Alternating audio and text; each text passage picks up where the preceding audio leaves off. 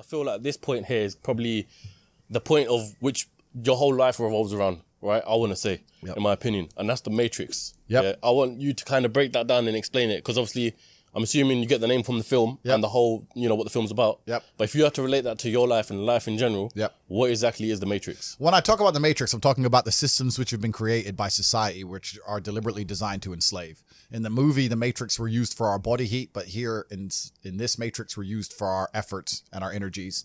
And you're existing inside of a system which is deliberately rigged to make the rich richer and for the poor to stay poor.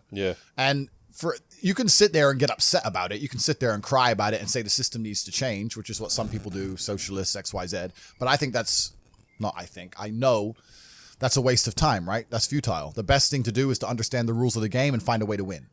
So yes, the game is rigged. Yes, the rich are always going to get richer. Yes, the poor are always going to struggle.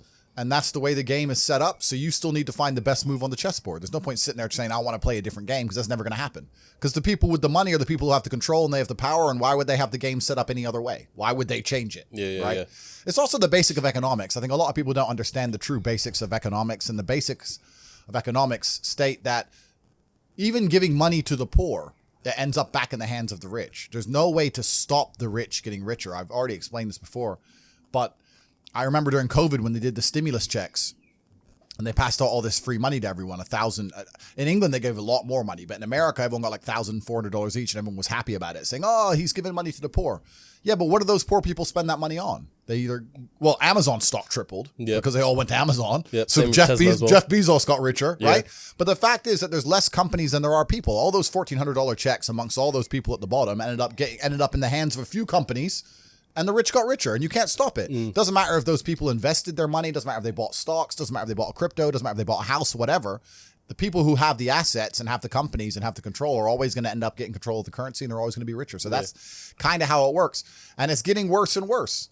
It's have-nots and have-yachts. I think it's all about being an opportunist, right? Because there's a lot of crypto people here right now. And I remember you was on your video or something. Crypto was at a point where it was like £3,000. So what's that, about $5,000? I want to say something like that. I think more or less everyone here bought some.